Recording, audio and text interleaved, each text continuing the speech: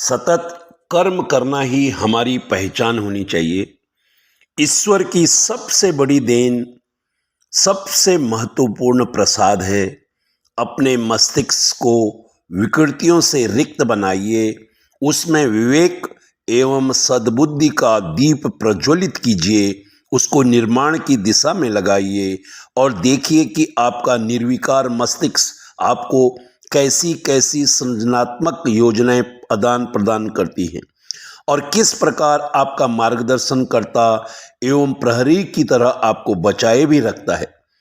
कार्य को आरंभ कर देने पर अनेक विघ्न बाधाएं दिखाई पड़ती हैं, परंतु विघ्नों से डर कर कार्य को अधूरा छोड़ना भीरू प्रकृति का परिचायक है। ऐसे व्यक्ति किसी भी कार्य में सफलता प्राप्त नहीं कर सकते। मनुष्य वह है जो बाधा रूपी चट्टानों को तोड़कर गिरा देता है। कार्य तो वह है जिसमें बाधाएं आए और कर्मवान वह है जो ऐसे ही कार्यों को करे जिनमें बाधाएं आ आकर उसे सफलता के द्वार की ओर दृढ़ता से धकेल दे। इसलिए बाधाओं का स्वागत करिए, वे आपको सफलता का रहस्य समझाएंगी। सूर्य, चांद, तारे अपने कर्ममय गति चक्र में कभी कोई बाधा नहीं आने देते। अपने कर्ममय अवसान और फिर उदय में ही उनके अस्तित्व का बोध और सार्थकता है। नदी का कर्म है रास्ते में आने वाले स्थानों को सींचते जाना, हरियाली बांटते हुए निरंतर बहते रहना।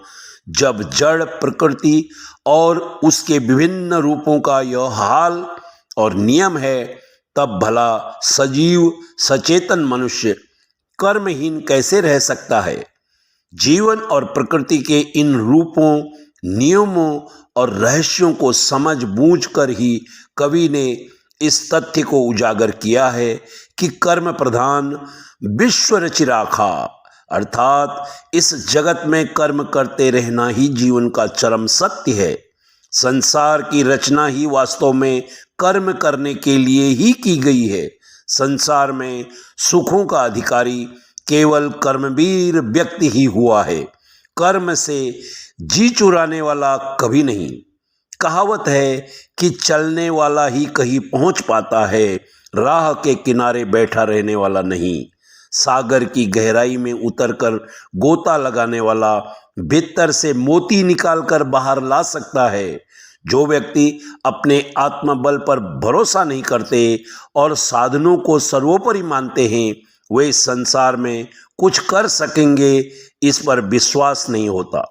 सफल जीवन की धारा में हमें हमेशा कर्मवीर होना चाहिए, कर्म करते रहना चाहिए। सतत कर्म करना ही हमारी पहचान होनी चाहिए।